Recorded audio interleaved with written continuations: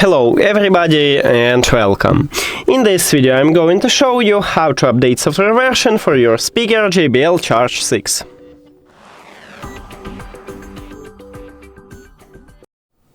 You have to start by open JBL Portable application and then go to product information at the bottom.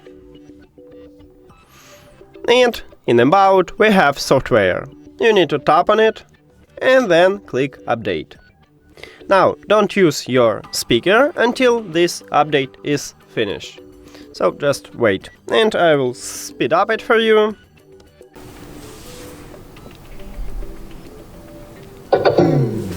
So now it installed the update, and now it's updating. So you need to wait a few minutes more. And successful update look like this, so you just play Let's Party. And that's it. Thank you for watching this video. If you found it helpful, please consider subscribing to the channel and leave the like on the video. See you later.